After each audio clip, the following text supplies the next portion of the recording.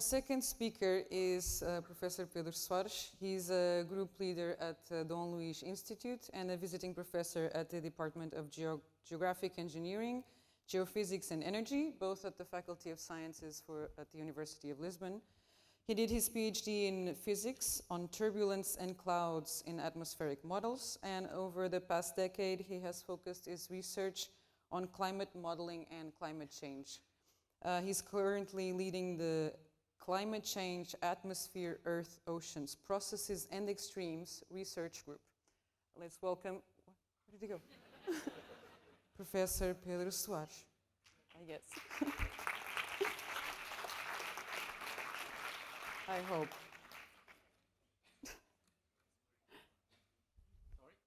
Sorry? Okay. Well, good evening. It's a great pleasure to be here.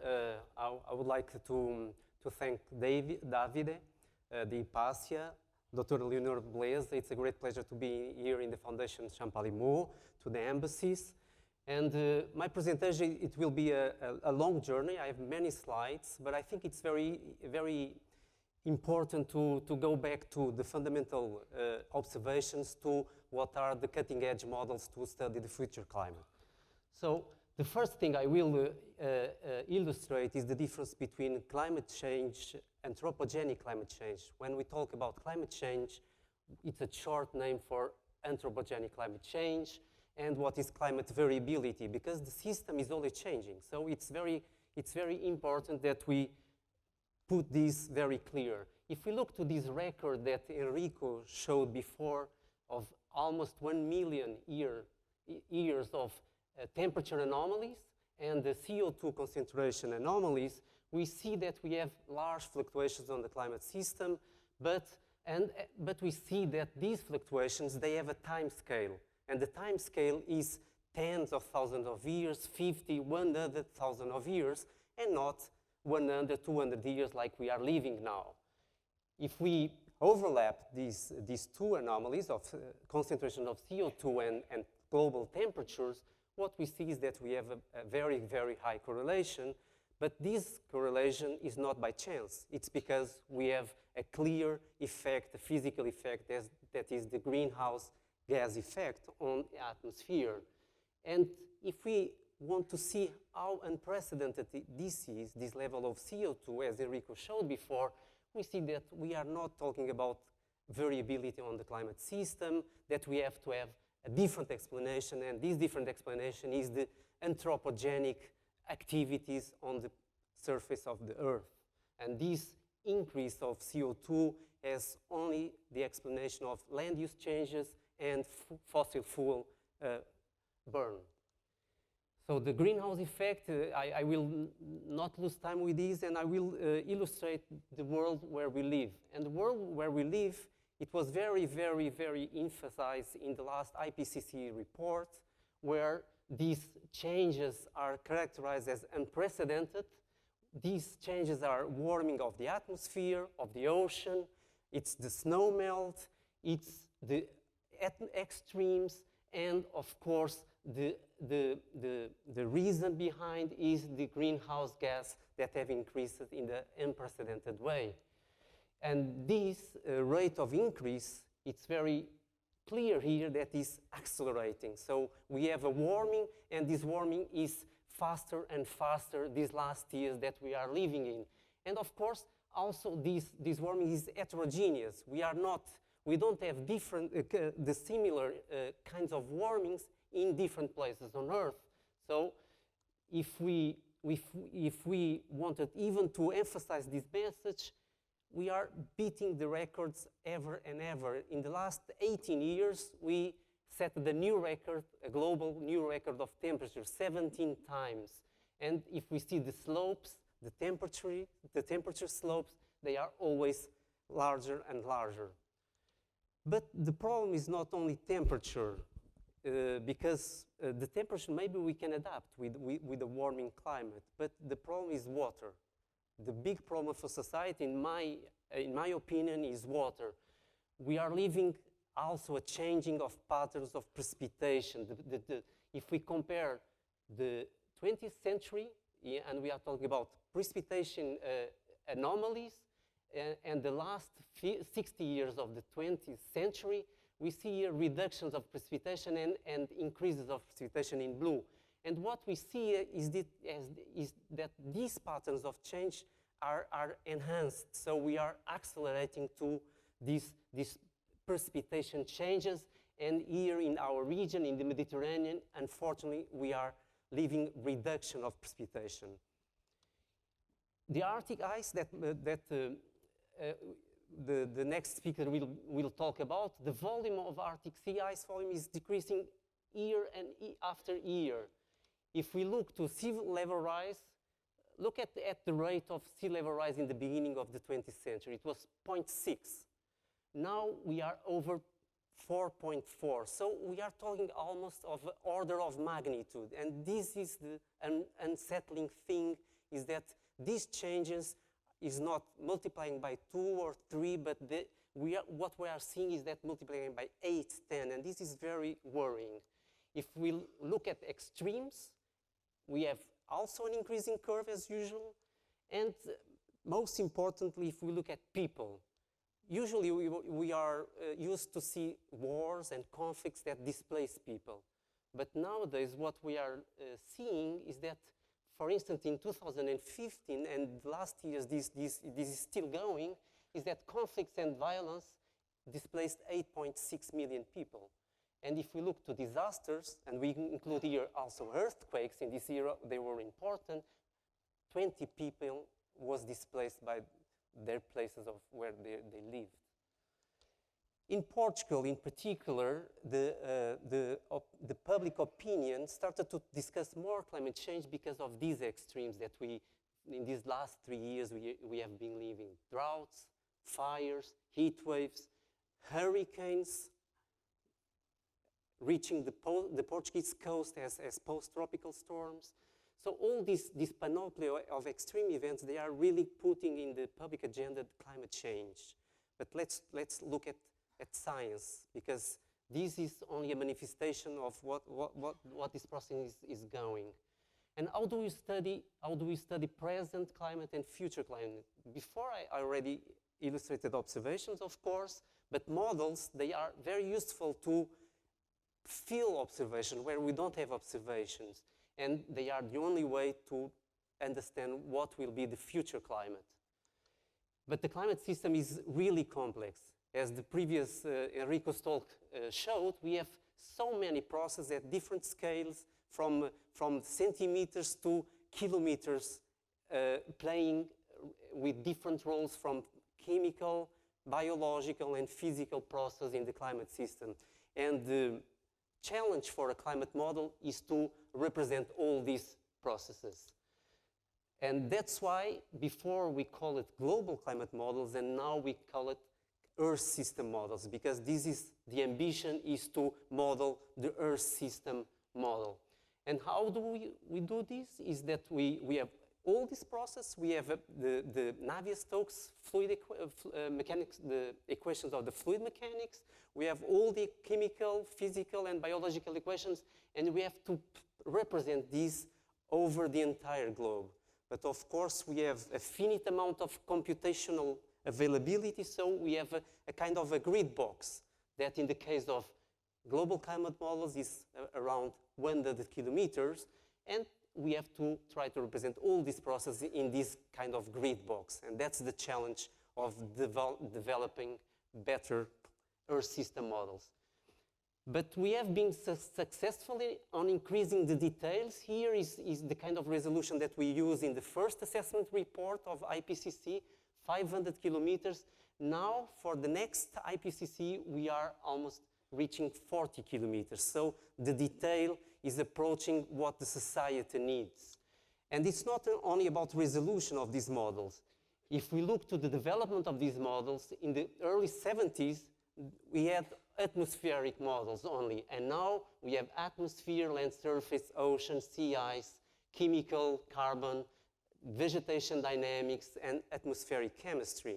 So the models are not only being more with higher resolution, but incorporating and including more components, more physical, biological, and chemical process. And how good are these models? Are they useful? If we look to this solid black line, these are observations. And the red line are an average of the Earth system model results for the 20th century. And if we see, they are very, very, very useful and quite good to predict all the oscillations and the trend that we are living in, this warming that I've been talking about. But these models, they are only good if we include the anthropogenic forcing. If we don't include the anthropogenic forcing, if we have only the natural forcing, the models, of course, they don't have this basic physical process of the greenhouse, and they miss completely the warming that we are living, okay? So the models, they really are useful to represent the present climate, so we can trust models to project future climate with the uncertainties of what are the societal activities, because we have to establish pathways of societal development. If we look, our models are good in the continental scale. We have the same message, so I will go through. And the future, what these models project for the future. And if we look to the global temperature anomalies, we see that according to what we call the aggressive scenario, but this aggressive scenario, we are on track to this. So it's not that aggressive, unfortunately. But what we project is 4 degrees. And this is very interesting because when Arrhenius in 1896 did the first model of a greenhouse gas effects on the Earth, on the surface of the Earth, what he got, it was precisely if we would double the CO2 on the atmosphere, we would have 4 degrees of warming. And this is very relevant because sometimes people are talking about this is fashion, climate change, this is a new science. No, it's back then in the 19th century, we had already a lot of indications of this problem. In the early 20th century, Calendar published a very important article talking about anthropogenic climate change. So this warming is very heterogeneous. It regards also precipitation, and we have very big precipitation reductions in the Mediterranean. Precipitation extremes increases, consecutive dry days increases too, so a very unbalanced hydrological cycle, and floods. These blue areas is where the floods, they will increase, the return level will be much, much smaller regarding to the present climate. And this is what we project for sea level rise, that it's very prudent. It's the IPCC projection is under 1 meter as the sea level rise. Now we are running the models for the new IPCC, and we have already our Earth system model runs ready, so we have very unsettling results because the models are showing a higher climate sensitivity, and we have this problem that these models at 40 kilometers, they still are not seen as reliable enough at the local scale. So we have to downscale this information to local and regional scales. And for that, we have also regional climate modeling systems that are confined to a defined area at higher resolution, for instance, at 10 kilometers, and even beyond. We are running these models at 2 and 3 kilometers resolution. And here, only a glance of this kind of mismatch that you see. This is a global climate model. This is the kind of results that we get in University of Lisbon with 3 kilometers for precipitation. And only to finish, I will focus on heat waves because they have very important health consequences for our societies, especially for elderly and youngsters societies like ours and Africa that I will show up. For instance, if we look at heat waves in Portugal, now we have like 1 heat wave, less than 1 heat wave per year in Portugal. And what we project that in the future we will have like 6 heat waves per year. If we look to the duration, the mean duration now is like 7 days. And if we look to the future, we can get 12, 15 days of heat wave mean duration, and the maximum duration is like 15, 55, 50 days. Going to Africa, because I think one of the large problems, the larger problems, I think it will be in the African continent, and still on heat waves, we see that, for instance, if we compare future minus present, we see that we have, for instance, in Mozambique, in Angola, enormous amount of projected heat waves for the future, more eight heat waves in the future, and with longer durations that are very, very worrying. So I will stop here. Thank you very much.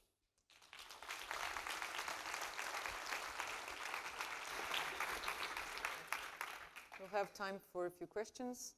Anyone would like to start?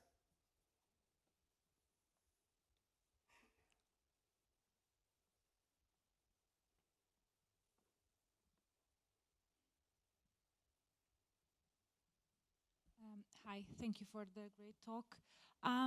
My question is, so apparently one of the big efforts now is to try to get better and better models with increased resolution, as you were saying, which I kind of understand why it can be handy to plan ahead. But can it also be dangerous in the sense that you are able to inform better and better which countries or which regions within a country are better to live or not? And can these, get us into trouble in the future with people trying to get to the best places or something like that? Because apparently we will have no other choice. So. Thank you for your question. It's a very interesting question. I have had many, and this is the first one that, that I have fellow researchers, and that they already are thinking to move, for instance, from Australia, to be very honest.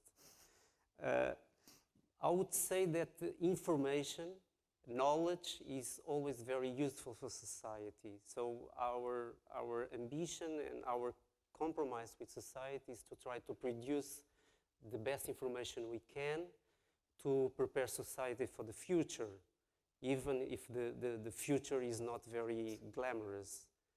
But I think what we try to do, and these kind of results, it's not University of Lisbon that is producing alone. These kind of models, they are run in consortium. So all over Europe, we intercompare, evaluate the models of each team, and we produce a synthesis of all these models. And this is the state of art of knowledge. And I think we have to deliver this to society.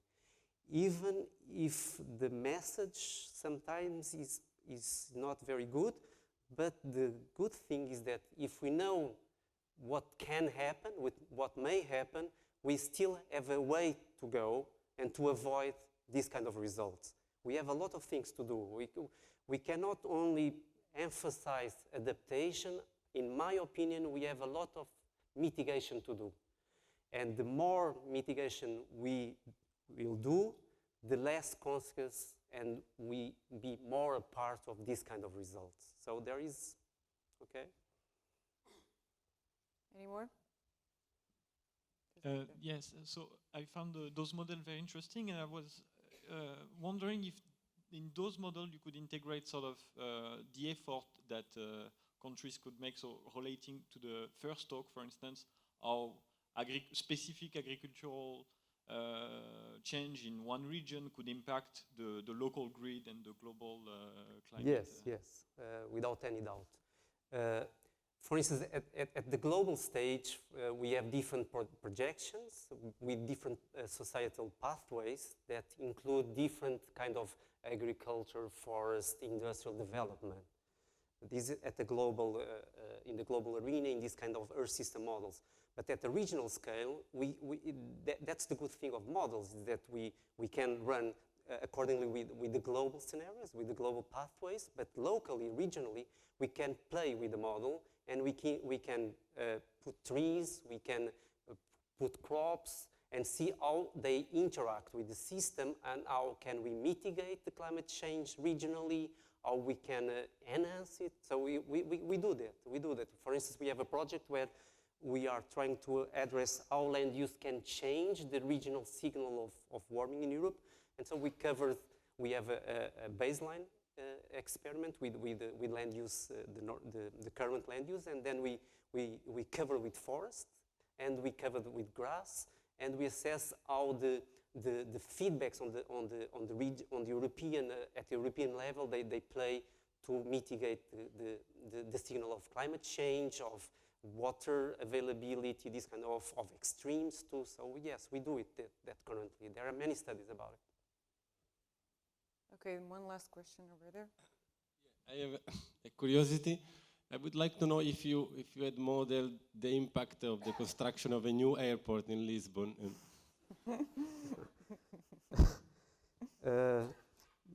We